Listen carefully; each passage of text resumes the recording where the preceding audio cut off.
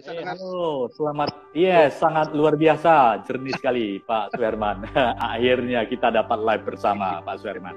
Mohon maaf nih ya, Bapak Ibu semua yang sudah sempat tadi ini ada kendala di jaringan internet ya, entah kenapa.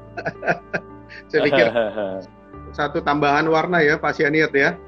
Yes, Pak, luar biasa. Hari ini dapat sharing bersama Pak Suherman Wijaya sebagai Presiden Amatara ya Pak ya, dan juga seorang yang sangat luar biasa sebagai coach dan konsultan di people dan business developer. Nah, kita akan mendengar dan diskusi banyak dengan Pak Suherman Wijaya mengenai bisnis dan marketing. Kita bisa sharing banyak, apalagi kita sekarang lagi menghadapi pandemik COVID-19 ini. Tetap stay motivasi, tetap stay positif, karena kita harus dan mampu melewati pandemik ini dengan baik, dan bisnis juga harus mampu bertahan dan kedepannya dapat tumbuh dan berkembang. Pak Suherman, Bapak sharing sedikit mengenai pengalaman dan profil Bapak untuk teman-teman di Instagram semuanya, Pak. Silakan, Pak.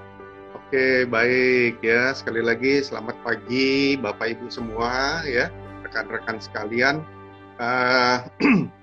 Senang sekali ya hari ini kita bisa sharing. Saya pikir ini lebih pasnya kalau boleh saya bilang kita sama-sama diskusi lah ya Pak Sianiat. Iya, boleh.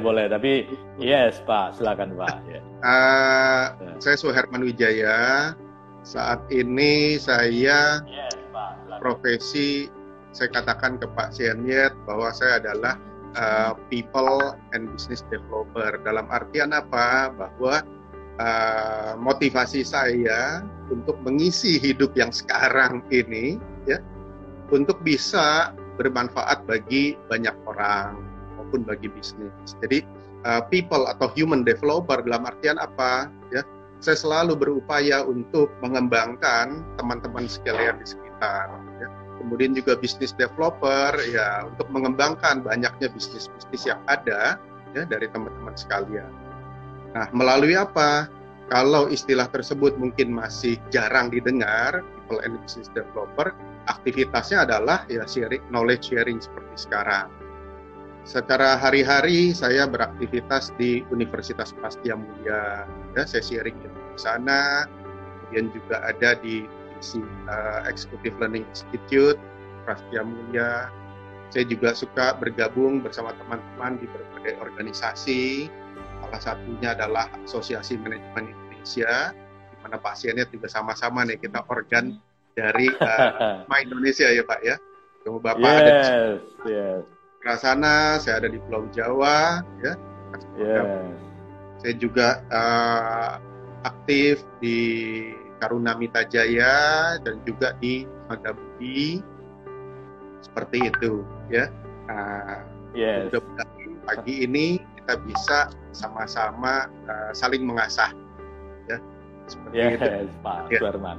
Menarik sekali ya, beberapa waktu lalu kalau Bapak Ibu sekalian, rekan-rekan senang baca-baca ya, saya juga mengasuh kolom di majalah marketing, juga sebelumnya mengasuh kolom Beyond Marketing di Harian Bisnis dan Investasi Kontan ya. Kalau di marketing itu namanya kolom strategi ya.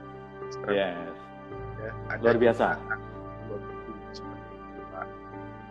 Luar biasa ya. Jadi teman-teman sahabat bisnis profesional, silakan mengikuti Instagram dari Coach Consultant dan Coach dari Pak Suherman Wijaya. Beliau sangat luar biasa, penulis sangat aktif sekali di kolom strategi dan marketing. Kemudian adalah sebagai dosen di Prastia Mulia, sebagai people dan business developer, dan sangat aktif sekali. Saya melihat aktivitas luar biasa sekali. Beberapa waktu lalu saya sering ke Jakarta, saya mau mampir, sebenarnya mau ke acaranya Bapak ini di Amatara, namun karena situasi belum memungkinkan dan sekarang lagi menghadapi COVID, sehingga keinginan ini terpaksa saya tunda sebentar Pak ya. Tapi nanti kita akan ketemu Pak. Saya pasti akan jumpa Bapak di Amatara. Siap. Yes.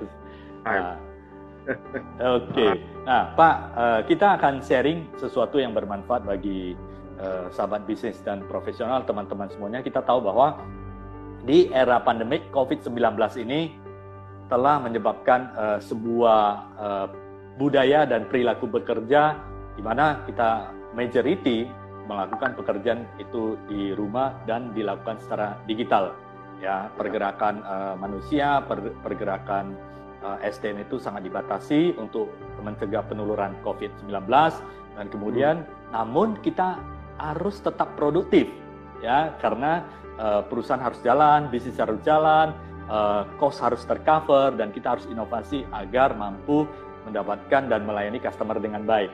Nah, untuk COVID-19 ini dari aspek bisnis dan marketing khususnya dari kacamata analisis Pak Suherman Wijaya sebagai pakar, dosen dan peneliti, Bapak bisa sharing sedikit situasi di saat ini mengenai bisnis dan marketing, apalagi menghadapi COVID-19 ini, apa yang harus kita lakukan, Pak Suherman? Baik. Saya ingin menambahkan aja barangkali ya dari kalau Bapak Ibu sekalian nih yang bergabung di sini, saya yakin semuanya adalah aktif di dunia bisnis atau di profesi perusahaannya masing-masing. Ya, sudah banyak dalam kita work from home sekitar mid-March ya, tanggal 16 Maret kita udah work from home. Nah, di mana mulai saat itu dan beberapa hari sebelumnya sudah banyak tentunya berbagai broadcast tentang bisnis seperti apa dan banyak tips-tips dari para kawan-kawan yang ahli. Nah, kalau saya boleh menambahkan, ya, apa yang terjadi sekarang itu sebenarnya adalah satu berkah. Kasihan ya. Berkah kenapa? Karena pertama, kita bisa mengingat kembali untuk apa sih kita ada di dunia ini sekarang. Kemudian kalau kita sebagai pebisnis, kita juga bisa berkesempatan untuk kembali introspeksi, bertanya lagi kepada diri kita maupun para shareholder maupun rekan-rekan di bisnis kita, ya, untuk apa bisnis kita didirikan waktu pertama kali kita mau merintis.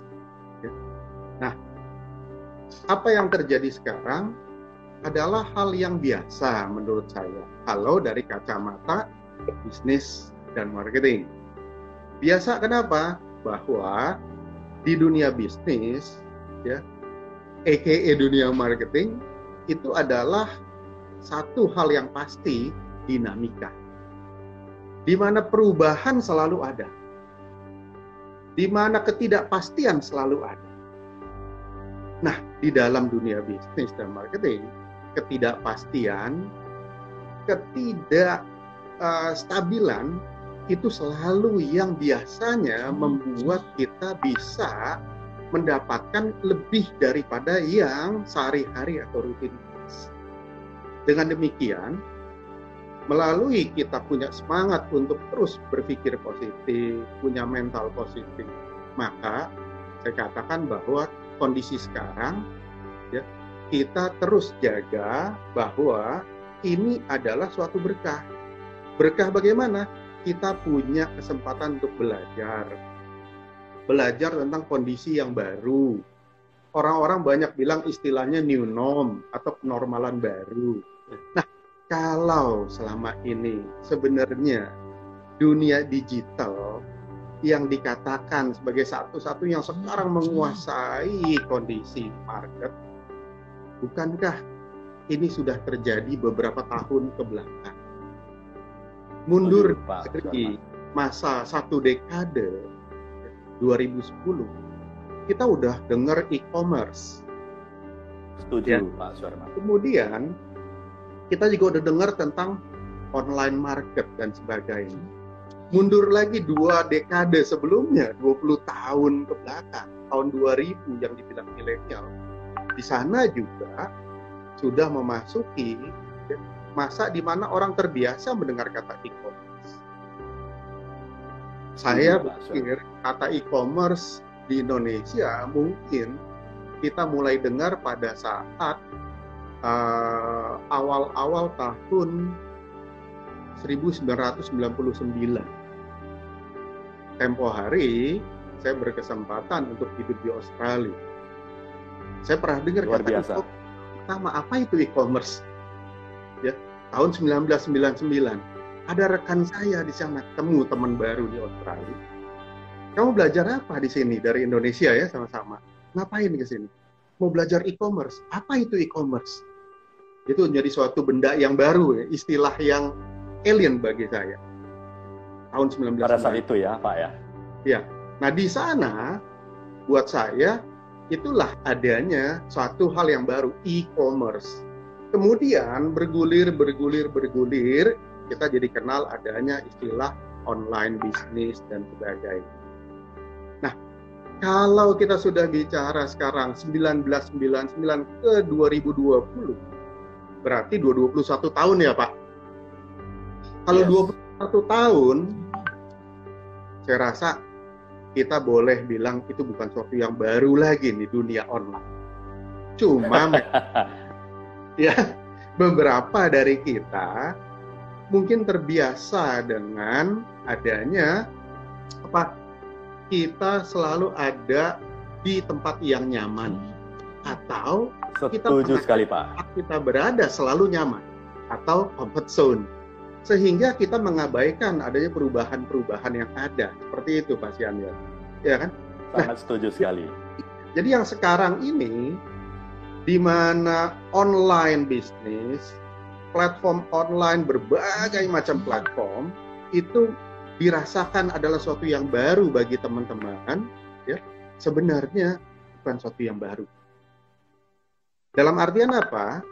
Saya mau menyampaikan, mengingatkan kita semua, termasuk diri saya juga, bahwa kita jangan terlalu khawatir, kita jangan terlalu parno, ya, sehingga kita nggak bisa bergerak lebih produktif kalau dipenuhi oleh kekhawatiran. Jadi sebaiknya kita coba mulai menekan rasa khawatir, kita tingkatkan confidence-nya kita dengan cara apa nih meningkatkannya? Ya, gap di sini kita isi dengan berbagai pengetahuan. Setuju sekali Pak Suherman. Ada banyak. Salah satunya ya melalui diskusi kita hari ini nih bersama. Kita bisa saling mengasah, tadi saya bilang. Kenapa saling mengasah? Saya juga bukan seseorang yang serba tahu. Saya cuma sedikit tahu. Pasti banyak juga yang saya ingin gali dari teman-teman sekalian. Nah, kalau saya bilang mengasah, tadi Pak Budi ya, ngetik kampak diasah katanya. Iya, kalau kita bisa terus mengasah, ya, sekarang adalah masa untuk mengasah gergaji kita. Kalau Kofi bilang sharpening the soul. Yes, ada 4 itu Pak ya. Yes. Iya, kita dengar cerita tentang kisah yang pendek, ya, entah diceritakan oleh siapa itu bagus sekali, tentang seorang penebang kayu, di mana dia mendapatkan order. Dia sangat pandai nebang kayu, dia nebang pohon, sangat cepat dan sebagainya. Tapi karena lupa untuk mengasah kapaknya, pada akhirnya kapasitasnya seakan-akan menurun. Padahal bukan kapasitas yang menurun, ya, tapi yang menurun adalah ya, produktivitasnya. Pasiennya ngomong-ngomong tadi sempat nge-lag atau enggak saya? Lanjut Pak, tadi sempat sinyal ya? sedikit. Yes, lanjut Pak. Ada yang penebang kayu, yes. Yeah. Ya, tukang kayu yang kemampuan dia untuk menghasilkan pohon yang ditebang itu makin lama menurun. Dia pikir dirinya sudah semakin lemah. Dia pikir kemampuannya jadi menurun. Dia pikir kayu-kayu di alam ini, di hutan yang dia tebang, itu menjadi lebih keras, kayunya menjadi lebih kuat. Dia lupa sebenarnya kapasitas dirinya tidak berkurang. Sebenarnya dia semakin kuat, tapi sayangnya tapaknya semakin tumpul karena dipakai terus, tapi tidak diasah. Nah, saya pikir Adi, ini adalah kesempatan kita untuk mengasah tapak kita, mengasah pemikiran kita, mengasah sensitivitas kita, sehingga tidak ada masalah terlalu banyak dalam kondisi perubahan yang sekarang. Cuma tentunya kita juga nggak bisa terlalu naif bahwa ya, kita ini sangat hebat sehingga perubahan apapun tidak ada artinya. No, saya nggak bilang gitu. Ya, kita tetap realita bahwa kalau adanya sesuatu yang kita belum biasa lakukan, pasti kita akan gagal. Nah, banyak dari kita mungkin belum biasa untuk melakukan online business, belum biasa untuk melakukan aktivitas marketing secara online. Adalah wajar kalau misalnya untuk saat ini namanya kita masih baru dan belum terbiasa, itu masih tertatih-tatih. Tapi nggak apa, nggak usah menjadi takutan yang berlebih. Kekhawatiran fine. Kekhawatiran adalah suatu hal yang bagus. Khawatir kita kalah, khawatir kita tidak bisa.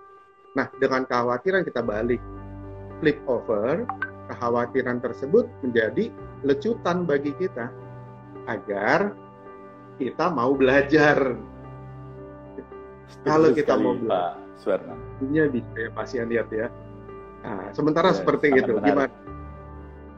Sangat setuju sekali. Jadi COVID ini adalah sebenarnya suatu waktu yang sangat bagus sekali bagi kita untuk sharpen the soul, asal gergaji kita, supaya kita pengetahuan bertambah, keahlian bertambah, karena skill dan knowledge yang kita tambah secara terus-menerus. Ini adalah waktunya, dan cerita Stephen R. Covey itu sangat menyentuh sekali dan sangat bermanfaat. Ini adalah saatnya untuk introspeksi, karena kita tidak bisa lakukan sebagaimana mestinya pada saat kita normal.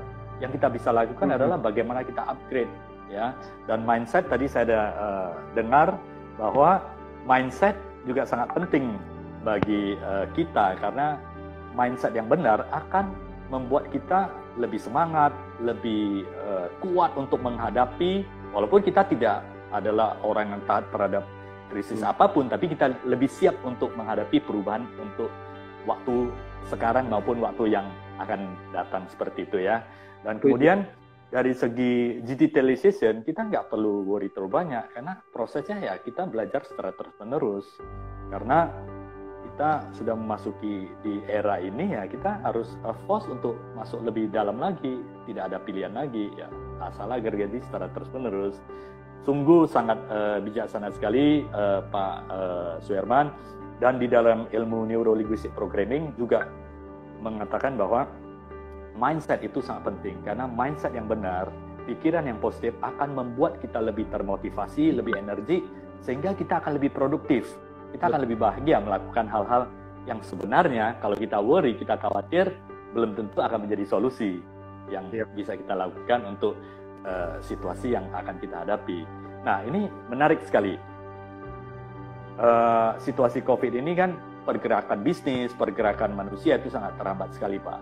Dan kita dituntut juga harus lebih produktif. Selain sharpen the soul, perusahaan kan harus melanjutkan kelangsungan hidup, atau minimal dia bertahan, surviving era saat ini sangat dibutuhkan, karena market menurun.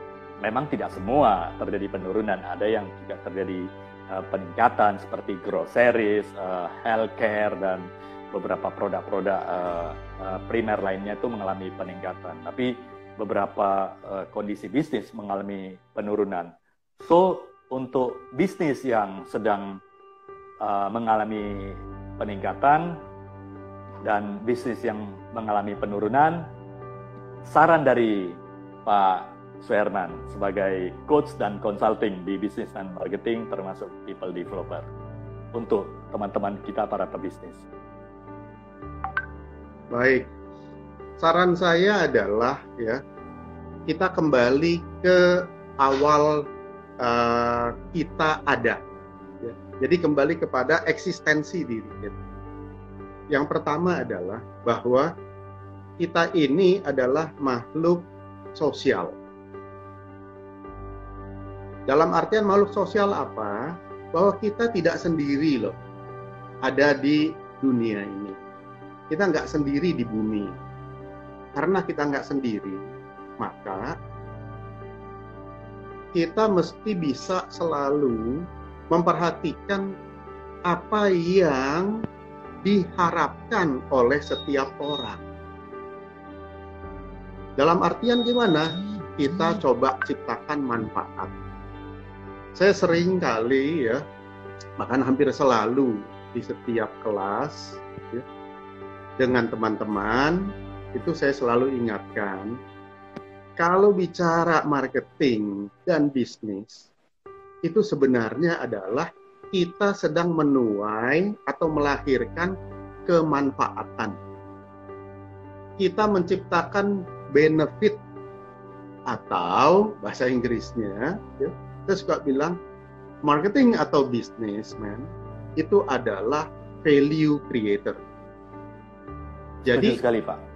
Iya, kalau kita bisa menciptakan value bagi customer kita, bagi market, bahkan bagi masyarakat sekitar, ya, maka keberadaan kita dalam bisnis mestinya itu akan dicari oleh orang.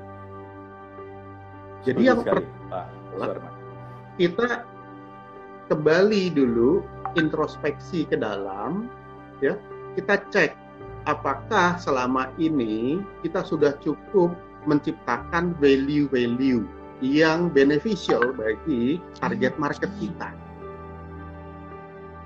Nah, kalau bicara apakah kita bisa memberikan value atau tidak, tentunya ini seperti tepukan tangan nih Pak Siamyat. Yes. Kalau ini tangan kanan saya adalah, ya, Bapak-bapak Ibu lihat ini di kanan ya. Nah, tangan kanan saya adalah pebisnis, bisnisnya kita, maaf. Dan tangan kiri adalah market. Kita mau membuat suara tepukan. Bisa bertepuk kalau ketemu ya. Nah, kalau kita memberikan value, benefit, tapi ternyata yang diharapkan oleh si market itu tidak persis, nah ini kelihatannya akan ketemu kan di tepukan saya? Ketemu ya? Yes, yes. Tidak bunyi. Tidak ketemu. Ya. Ternyata nggak bunyi. Nah, ini kita mesti lakukan apa? Alignment.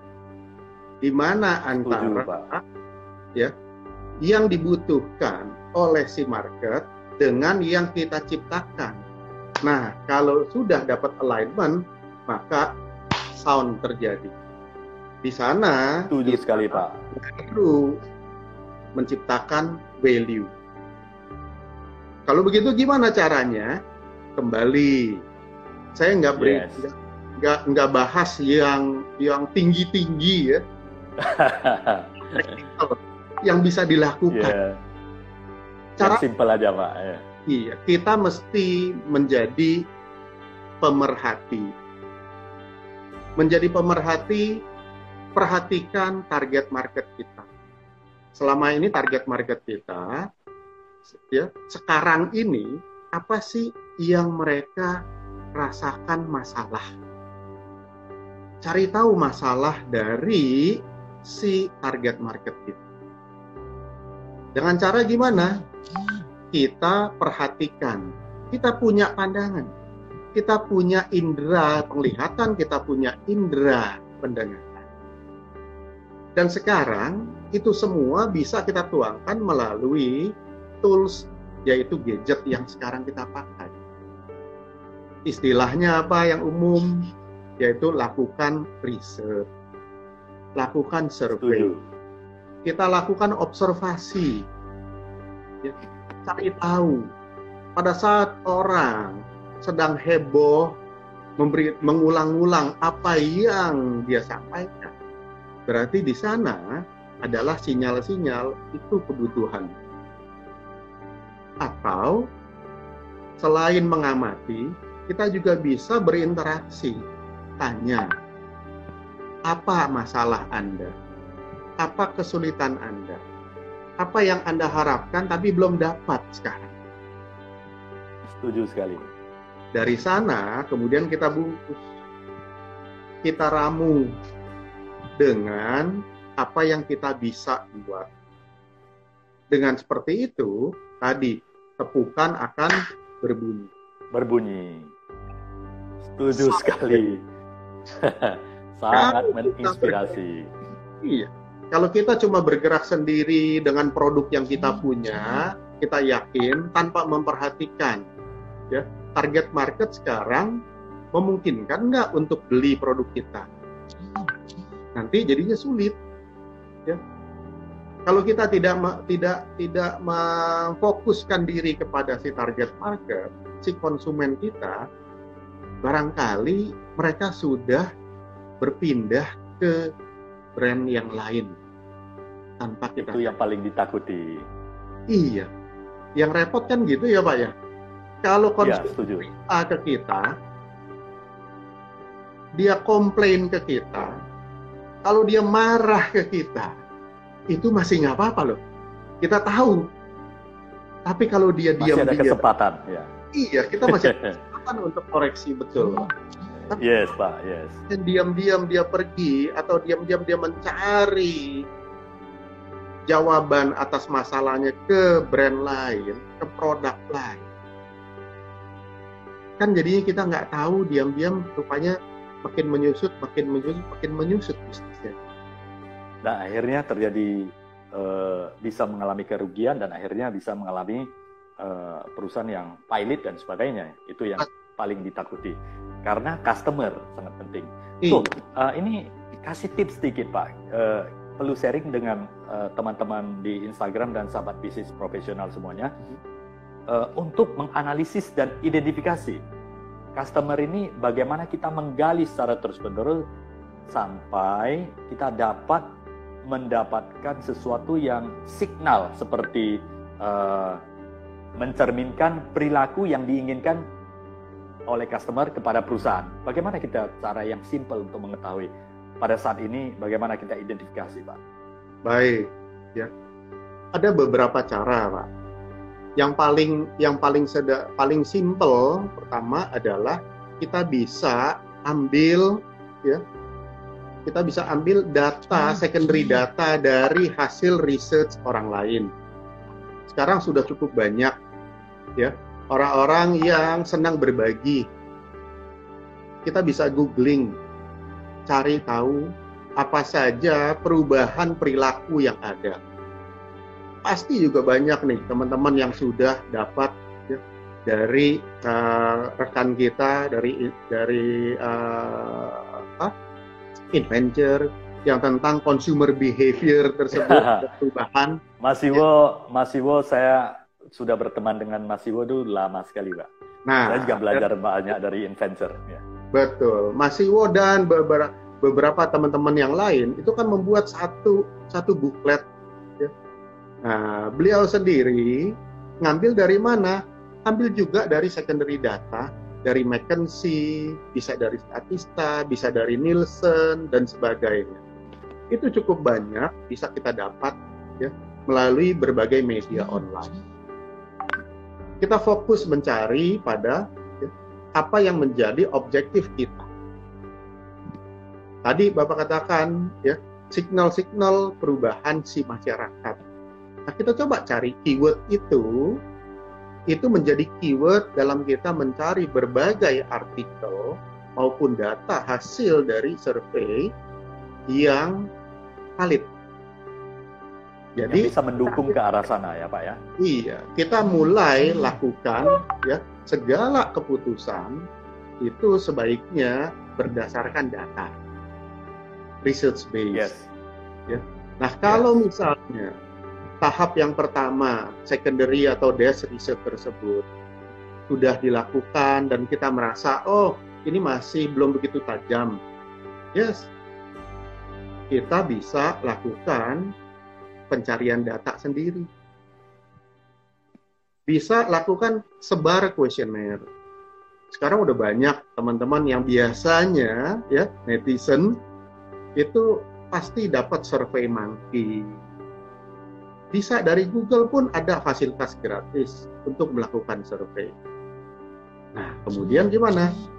Tahapnya susun pertanyaan-pertanyaan yang baik. Pertanyaan yang baik gimana? Adalah pertanyaan yang relevan dengan elemen yang kita mau gali. Berarti yang pertama, untuk bisa nyusun pertanyaan, pastikan dulu apa saja elemen-elemen yang kita mau cari. Berarti nyusun pertanyaan. Ya, semuanya dipanjang. Sesudah itu apalagi? Kita bisa bergabung, sering-sering berdiskusi dengan rekan-rekan pengusaha yang lain. Kita saling share, saling isi. Berbagi ilmu, berbagi informasi, nggak pernah jadi masalah. Walaupun punya ilmu yang sama, punya data yang sama, belum tentu masing-masing eksekusinya sama. Setuju sekali Pak, analisanya bisa beda-beda dan saling melengkapi. Betul. Nah, pertandingannya, ya, kompetisi bisnisnya adalah how to execute the plan. Kan gitu. Yes. Punya targetnya adalah hasilnya. Yes. Kemudian yang terakhir apa? Jadi pertama lakukan ambil data sekunder penelitian. Tidak ada, ya. Kedua, primer. Lakukan sendiri gali data. Yes. Yang ketiga, kalau mau gampang apa? Ya hire-lah profesional yang memang menguasai bidang tersebut. Ya. Hire konsultan. Kalau misalnya konsultan di-hire, konsultan biasanya memberikan satu langkah-langkah yang langsung dilakukan. Yang sudah teruji. Ya. Yang teruji. Tapi bisa juga ada pilihan apa lagi? Oke, kalau gitu saya pasti perlu dituntun. Ya silahkan cari bisnis mentor yang tepat, yang cocok dengan kita. Sehingga kita bisa di-guiding. Yes. Iya, kita bisa dituntun karena belum tentu misalnya kita biasa mau langsung pakai, tapi ada juga yang mau coba meramu sendiri. Karena bisa juga guidance kemudian pakainya salah. Yes. Tapi banyak sudah menjadi chef dadakan. Masakan segala macam, betul ya? Sudah makin banyak jadi chef. Ya, resepnya sama. Bikin resep misalnya kue bolu, resepnya sama, tapi begitu dicoba hasilnya beda-beda ya. Ada yang karena caranya, apinya dan sebagainya. Nah, masing-masing ada mentor diperlukan di sana. Setuju sekali. Kemudian bisa lagi apa? Ya, kalau perlu lagi kita mau juga pengembangan, cari coach. Silakan, sekarang udah banyak kok. Ya, yang pandai-pandai itu kawan-kawan di luar sana. Silakan Anda itu. Atau kalau memang ya sekarang ini punya kesempatan dan memang senang untuk belajar sendiri, sources banyak sekali. Gratis. Bahkan Harvard itu memberikan kursus gratis loh. Ya, mulai dari 2 minggu, dengan hitungan bulan gratis kursus. Betul. Nah, saya juga sedang mengikuti satu online course dari Harvard, Pak. Nah, mumpung masih ada waktu ini. Jadi tersedia banyak sekali, ya. Nah, cuma ya mesti diingat nih, kalau kita para pebisnis, ya belajar bagus, jangan lupa karyawan kita juga, tim kita itu juga perlu diasah juga pengetahuannya. Kalau enggak, tidak terkejar nantinya Pak ya. Iya. Kalau kita tidak bisa inline dan akhirnya perusahaan si bos mau maju, nariknya susah dan menjadi tidak bertepuk tangan keduanya seperti itu. Artinya mau maju ada yang ditarik, mau maju ada yang ditarik. Intinya adalah harus balancing, pemimpin harus maju, leader maju, dan follower atau SN team juga harus kuat dan mau maju bersama. Betul, setuju. Ya, kalau kita sebagai pimpinan, top management itu kita udah mengasah diri kita jadi pinter, ya, tapi anak buah kita lupa bikin pinter. Nah, nanti kita sendiri yang narik gerobak tuh. Ya. Ini yang saya banyak hadapi di banyak perusahaan, termasuk klien saya juga. Sama persis yang Bapak sampaikan. Di mana terlalu strategik, tetapi timnya tidak di-upgrade sehingga eksekusinya menjadi terhambat dan sering menjadi sebuah frustasi dan akhirnya kadang-kadang bisa menyebabkan apatis dan patah semangat. Padahal solusinya adalah sama-sama di dalam perusahaan itu harus berkembang. Nah, ini sangat menarik sekali Pak Suherman. Sebagai business developer, Pak Suherman juga adalah people developer. Dalam hal ini, apakah ada kerangka bagaimana untuk mengembangkan bukan hanya sebagai seorang leader, tapi seluruh tim di dalam perusahaan itu harus dikembangkan, teknik, metode, ataupun programnya yang harus dilakukan oleh perusahaan seperti apa, Pak? Oke, kalau bicara tentang how to develop people, ya, yang pertama saya pikir kita mulai dari atas. Kalau bicara organisasi, harus dapat ya. Top manajemennya dulu harus terdevelop. Ya, turun dari top management ke middle, ya, middle kemudian turun ke level supervisory, kemudian sampai ke staff. Nah, semua. Nah, kemudian dari orangnya sendiri, sama juga dari atas. Mulai dari kepalanya dulu. Ya. Mindset-nya itu mesti kita develop dulu. Kita bongkar dulu. Sekarang ini sudah bahwa dirinya setiap orang itu adalah resourceful. Dalam arti sekali, Pak, bahwa setiap orang itu cerdas, setiap orang baik. Nah, kalau mindset-nya sudah dibenahi, baru kemudian kita masuk scanning apa saja sih kemampuan, ya, kapasitas yang kurang. Benahi di sana. Apakah knowledge-nya yang kurang? Kalau knowledge-nya kurang, kita tambah. Sudah knowledge-nya cukup, skills-nya kita lihat. Punya knowledge, skills-nya kurang, produktivitas juga akan membleh. Karena tidak di-upgrade secara terus-menerus, Betul. Sesudah itu apa? Spirit-nya juga jangan lupa. Itu mesti terus ditambah spirit-nya. Spirit untuk berpindah dari titik yang dia berdiri sekarang. Dia harus dikasih spirit untuk bisa maju. Jangan sampai kita tujuannya baik, tapi yang sebagai bos, misalnya nih ya, teman-teman, sebagai owner, tujuannya baik, mau bikin pinter, oke nih, sediakan budget anggaran untuk training karyawan. Tapi pendekatannya, si karyawan diancam, harus ikut training. Kalau nggak ikut training, nanti bla bla bla ada sanksinya. Kemudian ikut training harus nanti bikin laporan yang bagus, harus presentasi, harus punya target. Nah, harusnya sih nggak apa-apa, tapi penyampaiannya jangan sampai dengan pendekatan intimidasi. Sebaiknya diajak. Anda harus disiplin karena menguntungkan bagi Anda. Anda harus ikut trainingnya dengan penuh konsentrasi dari start sampai dengan detik terakhir. Karena itu berguna buat diri sendiri. Nah, pendekatan seperti itu kan beda ya. Yang satu dengan intimidasi, yang satu dengan mengangkat. Nah, motivasi. Untuk people development, saya suggest mari kita hindari yang menekan ini. Tapi kita angkat. dengan diangkat, maka orang akan menjadi lebih bersemangat. Dan energinya juga akan full untuk mendukung perusahaan. Seperti itu ya, Pak Suherman. Seperti itu.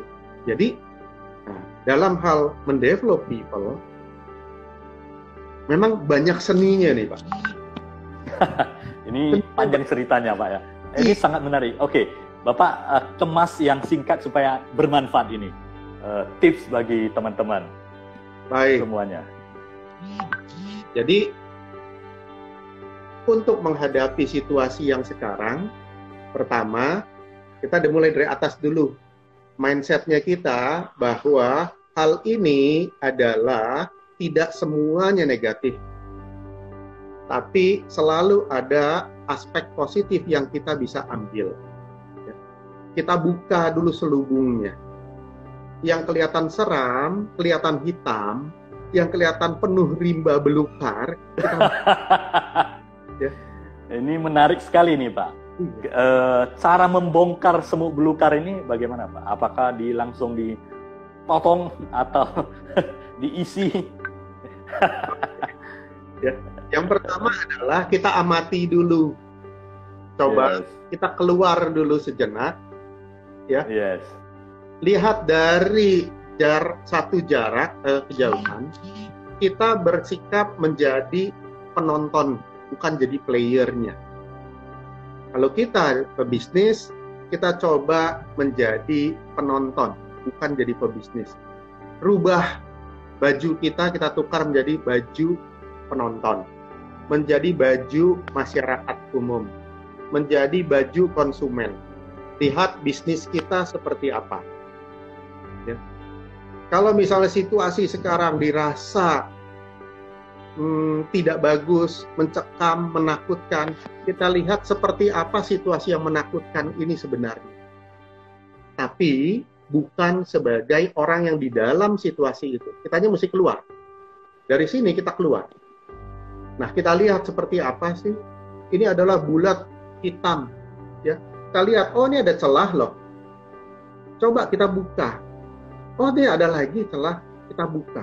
Oh ternyata ada something good. Ada yang cerah yang saya bisa ambil. Ternyata ada sesuatu dari bisnis saya yang sekarang ini sudah fit in dengan situasi COVID yang sekarang. Kita bisa lihat lagi nanti, begitu ketemu satu celah sinar baru, kita akan melihat lagi sinar-sinar yang lain. Kita akan melihat lagi kemudahan-kemudahan yang lain. Jadi, pertama, lihat dulu secara keseluruhan, menyeluruh. Jangan sepotong-sepotong dari yang tajam-tajamnya ini aja. Tapi ini ada juga yang empuk loh. Ini ada juga celah yang kita bisa masuki, kita bisa selami. Artinya ada hal yang negatif, ada hal yang positif juga ya Pak ya? Iya, mindset tetap positif. Karena ingat, kita adalah makhluk resourceful. Setuju sekali Pak. Kita selalu punya hal yang baik. Kalaupun bukan dari diri kita, dari luar kita ada. Kita punya teman. Kalau teman belum ketemu yang cocok, kita hire guru, hire konsultan, hire mentor, hire coach, ikut training seminar. Kondisi sekarang nggak bisa. Bisa. Nggak bisa training? Bisa. Ada training online. Bisa, ya. Ada online. Yes, Pak. Itu yang free, terbatas. Nah, jangan sungkan untuk kita spend resources kita. Itu adalah investasi. Ya, jangan takut untuk mengeluarkan sekian rupiah. Karena sekian rupiah untuk perbaikan itu bukan biaya. Itu adalah investasi yang akan kembali lebih baik nantinya. Lebih banyak.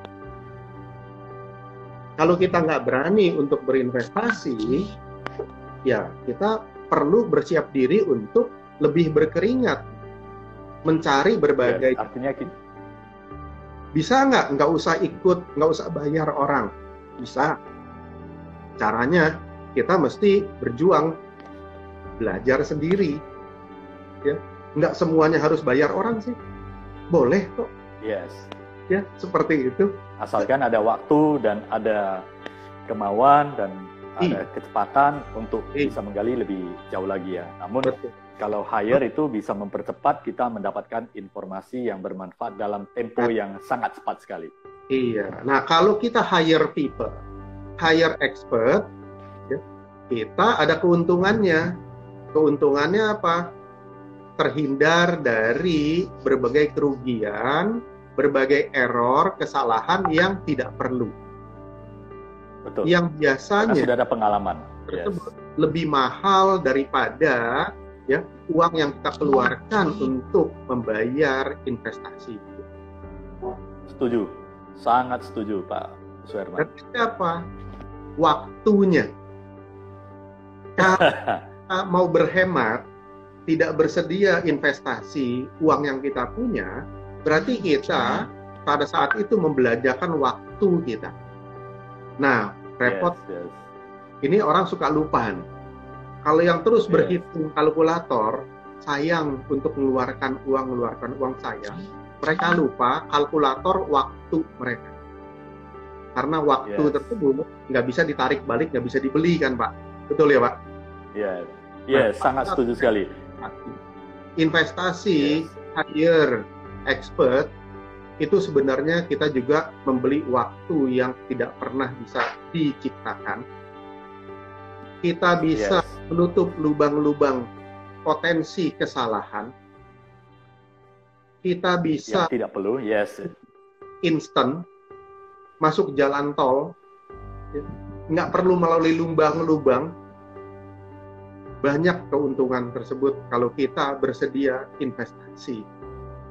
Ya. Luar biasa. Itulah kegunaan dari seorang mentor, seorang coach, dan seorang konsultan yang akan mempermudah, mempercepat perusahaan itu menjadi maju dan berkembang. Sampai sekarang juga saya melihat perusahaan yang maju biasanya juga meng-hire atau didukung oleh profesional-profesional yang sangat kuat sebagai mesin pendorong supaya perusahaan ini dapat maju dan berkembang. Bagaimanapun sendiri pasti akan terbatas dibandingkan dengan komunitas, kelompok yang akan membantu perusahaan itu menjadi maju dan berkembang. Seorang konsultan seperti Pak Suherman juga sangat luar biasa karena Pak Suherman sendiri juga banyak belajar, research, sumber-sumber dari berbagai dalam dan luar negeri sehingga diberikan kepada klien itu adalah sesuatu yang siap untuk digunakan. Seperti itu ya Pak Suherman ya? Setuju. Sangat luar biasa.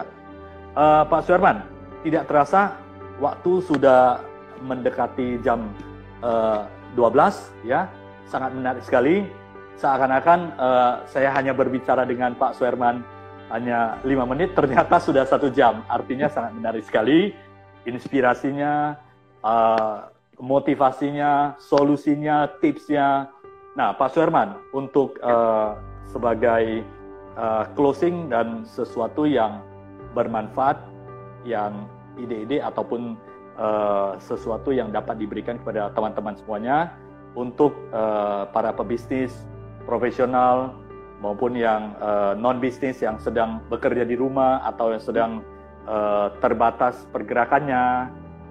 Tips dari Pak Suherman untuk teman-teman semuanya, silakan Pak. Baik Pak Sianyer, ya.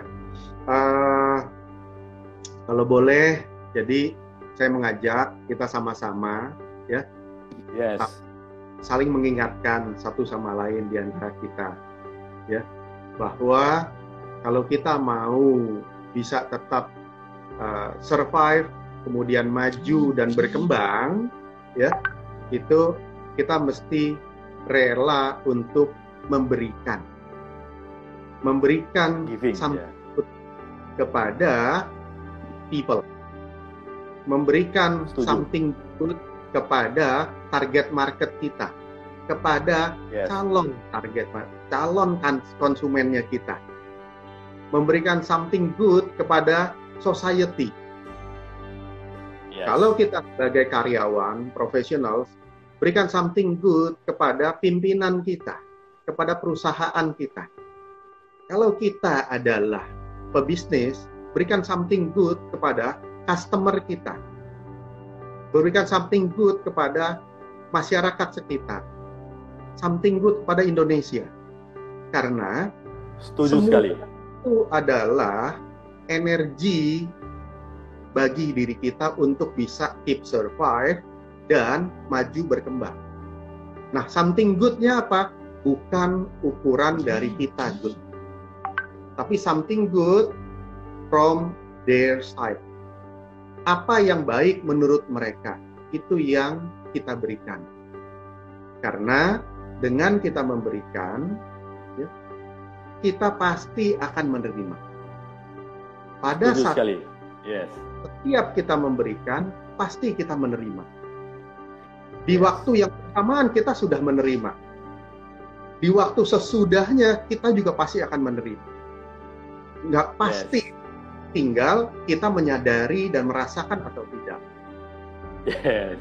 Kita mau do bisnis, yes, berikan semua kemanfaatan bagi si target market kita. Setuju. Ya. Ada yang menyampaikan kepada Pak Suherman, top Pak Suherman, terima kasih, sangat luar biasa sharing hari ini. Semoga bermanfaat bagi sahabat bisnis, teman-teman Instagram semuanya. Dan satu kata adalah giving value. Berikanlah sesuatu yang bermanfaat kepada lingkungan Anda, perusahaan Anda, customer Anda, dan komunitas Anda, dan berikan yang terbaik value buat Indonesia. Sukses bagi kita bersama. Terima kasih Pak Suherman atas waktu dan kesediaan Bapak untuk dapat sharing. Ini sangat bermanfaat sekali. Terima kasih. Semoga kita dapat berjumpa lagi, sharing lagi untuk sahabat dan bisnis semuanya di kesempatan yang lain. Terima kasih. Selamat siang Pak Suherman. Selamat siang, tetap sehat, selamat dan sukses untuk kita semua ya, pasiennya serta Bapak Ibu, ya rekan-rekan semua yang sedang berada bersama-sama kita di sini ya. Terima kasih Pak, terima kasih. Thank you. Ya. Bye.